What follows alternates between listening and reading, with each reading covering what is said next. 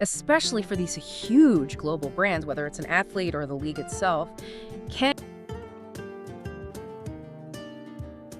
Welcome to the Deep Dive. We're here to take compelling source material and, well, really distill it down for you. Today we're diving into a story that just makes you think about public platforms differently. It's about the NBA player Enes Kanter Freedom.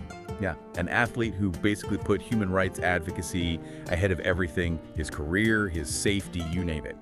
Our goal here is to really unpack the costs, the stakes which were incredibly high, and the core message of his activism. We're drawing on sources that give us a real inside look at political dissent playing out on a global stage. Okay, yeah, let's get into it, because the starting point is fascinating in itself, this transformation. He was born Enes Kanter in Turkey, right? A big basketball star. But then he becomes a U.S. citizen and changes his last name to Freedom.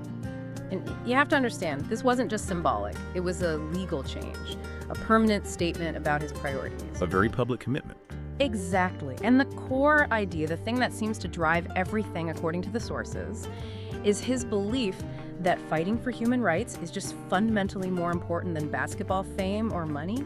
Once you sort of get that, the risks he took, while still shocking, start to make a certain kind of sense. And that conviction got tested pretty quickly, didn't it? Starting with Turkey. He loved basketball, obviously, grew up wanting to play.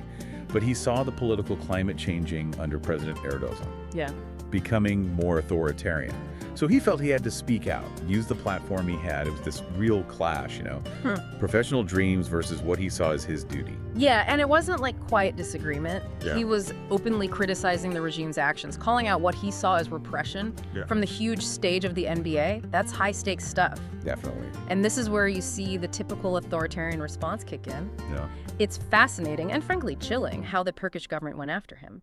It wasn't just about him either. They strategically targeted his family to pressure him to try and silence him. Read the classic playbook. Absolutely. The costs piled up fast. First, okay, he's branded an enemy of the state, publicly. But then, crucially, his father, an academic back in Turkey, was arrested, labeled a terrorist. Just for being his father. Essentially, yes. It's a tactic. You can't get the dissenter directly, so you hurt the people they love. It puts immense pressure on them. So the cost isn't just abstract, it's his family's actual freedom and safety on the line. Precisely. And then there's more. His Turkish passport. Revoked. Poof! Making him functionally stateless for a time. Stateless. Yeah. And on top of all that, multiple arrest warrants issued by Turkey, Interpol notices requested, and credible death threats. I mean, he needed security details. He lost that basic sense of personal safety most people, especially famous athletes, take for granted. So his experience really gives you this inside look at what happens when you dissent against a powerful modern state, even if you're famous and living far away. It really does. It shows the reach and the ruthlessness involved. But here's where the story gets maybe even more complicated, right? Because he didn't just stop with Turkey.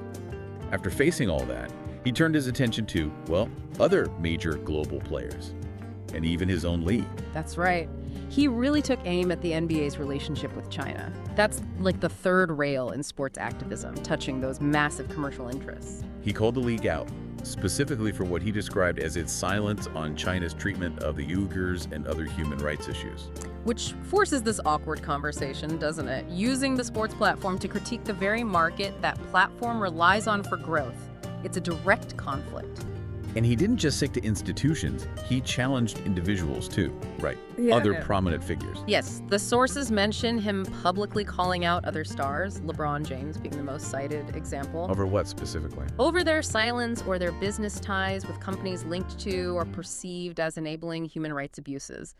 He was basically asking, how can you prioritize profit over principle here? And that really throws this question of responsibility and complicity into sharp relief, especially for these huge global brands, whether it's an athlete or the league itself. Can you really claim to be neutral politically when your money is so tied up with states accused of serious violations? His activism fundamentally challenges that whole idea of sports being some kind of apolitical bubble. So what's his core message then, synthesizing all this? It seems to be pretty consistent. If you have a voice, if you have visibility, if you have resources, you have a moral duty to use them. It's not optional. For him, standing up for human rights isn't just a nice thing to do, it's non-negotiable. It comes before career, before money. And he framed it globally too, not just Turkey. Absolutely. He made a point of speaking for Uyghurs, for people in Hong Kong, for Tibetans, positioning himself as a voice for the oppressed, wherever they might be. Okay, but let's push on this a bit because we need to be objective like the sources try to be. He paid this enormous price. Millions lost, family endangered, maybe even his career. Did the NBA's relationship with China fundamentally change? Not really, right? So how do the sources frame success here? Did he win? That's a really important question. And the sources suggest success isn't measured just by immediate policy changes like the NBA pulling out of China overnight. That was probably never realistic. Instead, the victory, if you want to call it that, is framed more in terms of moral clarity.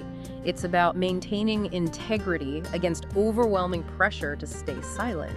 It's about raising public awareness long term.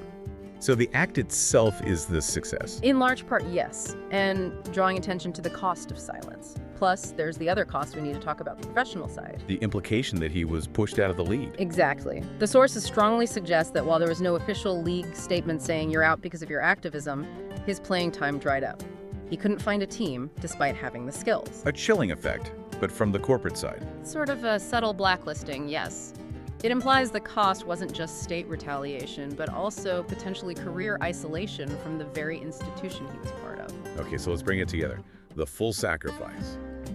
Loss of safety, disconnection from his country, his family put at risk, loss of income, potential career sabotage, all for sticking to his principles. It's immense when you list it out like that. Which brings us back to that name change we started with. Becoming Freedom. It really lands differently now, doesn't it? It's not just symbolic. It feels like the end point of that transformation, cementing his identity as an activist first, who happened to be an athlete. Absolutely. It's the ultimate personal rebranding reflecting that core commitment. So what does this all boil down to for you, the listener? Well, the argument presented is that people with platforms and platform can mean many things, right? Not just global fame, have a kind of moral obligation. Big obligation to use it. Yes, to use it, especially when it comes to fundamental human rights. His life story is basically Exhibit A for the huge risks involved in speaking truth to power. The risks are real, they're personal, and often the individual bears them far more than the institutions they challenge. But the underlying message is that it's still necessary. That's the argument, that the moral duty demands it. Because silence, particularly in the face of systematic abuse, well, it often ends up enabling the repression, doesn't it? So the story is presented as motivation. Speaking truth is costly, maybe even dangerous, but it's what paves the way for change over the long haul. What really stands out to me from this deep dive is just that the sheer scale of the personal risk he took. For something he saw as a fundamental duty, even when the immediate payoff wasn't obvious at all, it's a stark reminder of the non-financial price of standing on principle. Indeed. We've touched on how authoritarian states use family pressure, how powerful corporations might use career isolation. It's a tough landscape. His story gives us this context. Speaking out is risky, but the sources argue that over time, refusing to be complicit matters profoundly. Right. So if we accept that argument that moral duty demands action from those with big platforms, the athletes, the CEOs, the public figures, it leaves us with a final question, really, a question for you listening. Where do the rest of us find the courage? We might not have an NBA-sized platform, but we all face situations, maybe smaller ones, where speaking up feels risky, where staying silent is easier. How do we apply that same sense of civic duty, that same principle, to the challenges and compromises in our own spheres, in our own lives? Grab in the Name of Freedom by Enes Kanter. Freedom now on sale $20.95. Don't miss this chance and build good habits and achieve remarkable results. Buy now today.